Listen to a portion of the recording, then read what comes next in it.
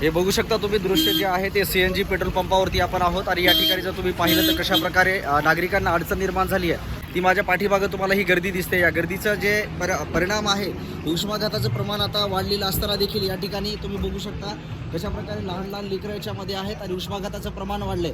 तात्काळ CNGसाठी थांबलेली लोक तुम्हाला पाहायला मिळत आहेत आणि अलीकडेच लातूरमध्ये घटना घडलेली आहे का चिमुकलीचा मृत्यू देखील झालेला आहे आणि उष्माघाताचं प्रमाण वाढलेलं असताना CNG जे आहे त्यासाठी भरमसाठ लोक या ठिकाणी ताटकळत असल्याचं पाहायला मिळत आहे। अशा प्रकारची लहान लेकरं देखील या गाडीमध्ये असल्याचं आपल्याला पाहायला मिळत आहे। गाड्यांची तुंबळ आपल्याला पाहायला मिळते आणि या ठिकाणी जर अशा प्रकारची घटना घडणार असेल तर याला जबाबदार कोण आहे? या ठिकाणी पंप चालकाशी जर संवाद साधला तेव्हा असं सांगण्यात येत आहे लाईटचा अभाव असल्याच्या कारणानं हे लोक जे आहेत ते तब्बल 12:30 वाजल्यापासून या ठिकाणी ताटकळत असल्याचे आपल्याला पाहायला मिळत आहे। जोरात हे बघा एवढी CNGची लाईन लागलेली आहे। इथं 12:30च्या दरम्यान इथं आलेलो आहोत। आत्ता तब्बल वाजतील बघा 5 वाजतील आहे। हे बघू शकता तुम्ही CNGची लाईन। किती वेळ झाला आता तुम्हाला इथं थांबून? 4-5 घंटे होते। काय सांगितलं जातं इथं तुम्हाला आता? काय सांगितलं जाते? लाईट आल्यानंतर होईल सगळं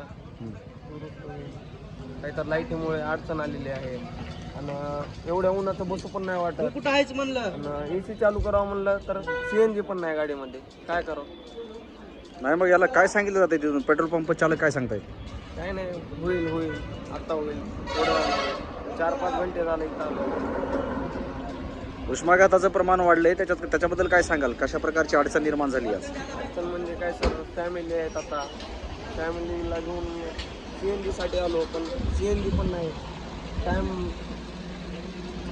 थोडं वेळ थांबा टायमातच बोलतो ते सर। उष्माघात म्हणजे 40°C तापमान पुढे असताना देखील या ठिकाणी अशा प्रकारचा निष्काळजीपणा तुम्ही बघू शकता। याला जबाबदार कोण हा सवाल देखील उपस्थित होताना पाहायला मिळतोय। कॅमेरामन दिनेश कांबळे सह प्रज्ञावंत गायकवाड, बातम्या 24 तास।